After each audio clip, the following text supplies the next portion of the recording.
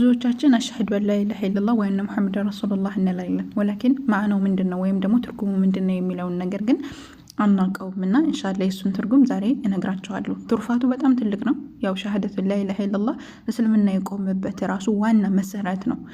ሸሃደተ ላ ኢላሀ ኢለላህ ከሌለ መሰረቱ ራሱ ይፈርሳል ማለት ነው እና ዋናውና መሰረቱ የኢስላም መሰረት አሽሀዱ አን ላ ኢላሀ ኢለላህ ወአነ ሙሐመድ ረሱሉላህ የሚለው ነው ማለት ነው እና ይሄ ነገር ትርጉሙ ምንድነው የሚለውን ነገር እንመለከታለን። እስከ መጨረሻው አዳምጡ።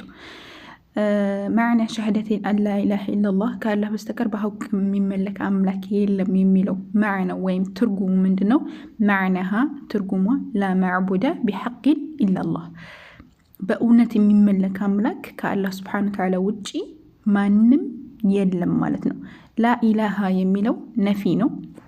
ናፊየን ጀሚዓ ማ ዩዕበዱ ሚን ዱኒላህ ከአላህ ሱብሓነሁ ወተዓላ ውጭ የሚመለኩ በአጠቃላይ ነፊ የሚያደርግ ነው ወይም ደግሞ ውድቅ የሚያደርግ ነው።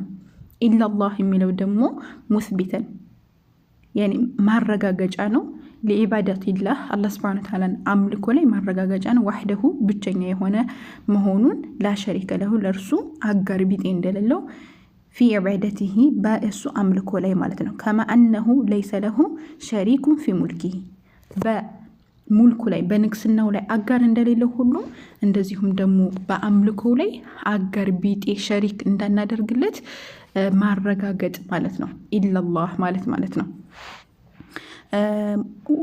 ማዕና ሸሃደትና ሙሐመድ ረሱሉላህ ሙሐመድ ረሱሉላህ የሚለው ማዕናው ምንድነው ከተባለ ማዕናሃ ጧዓቱሁ ፊማ አመር ያዘዙትን እሳቸው ያዘዙትን ነገር መስራት፣ ወተስዲቁሁ ፊማ አኽበር የተናገሩትን ነገር እውነት ማለት፣ ወጅቲናቡ ማ ነሃ ዐንሁ ወዘጀር እሳቸው ደግሞ ከከለከሉት ነገር መራቅ፣ ወአላ ዩዕበደ አላሁ አላህ ሱብሓነሁ ወተዓላ ደግሞ ላይ መለክ ነው ኢላ ቢማ ሸረዕ እሳቸው ሸሪዓ ባደረጉት እንጂ ብለው ይናገራሉ ማለት ነው። ሱሉስ ሰላሳ ላይ ታገኙታላችሁ። ሱሉስ ሰላሳ ወዐዲለቱሃ طيب ሸሃደቱ ላ ኢላሀ ኢለላህ ያዝን ምን ያገኛን የሚለው ላይ ስንመጣ በመጀመሪያ ሸሃደቱ ላ ኢላሀ ኢለላህ በጣም አዕዘም የሆነች ቃል ትልቅ የሆነች ንግግር ናት።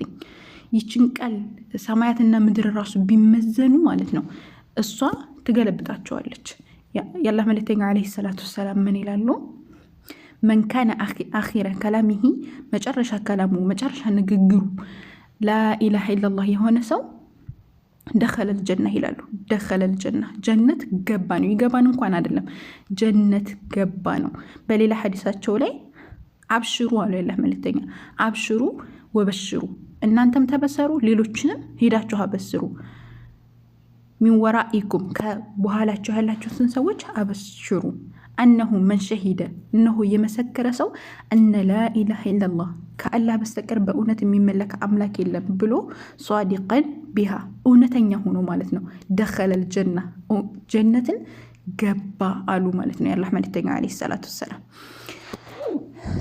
በሌላም ሐዲስ ምን ይላሉ?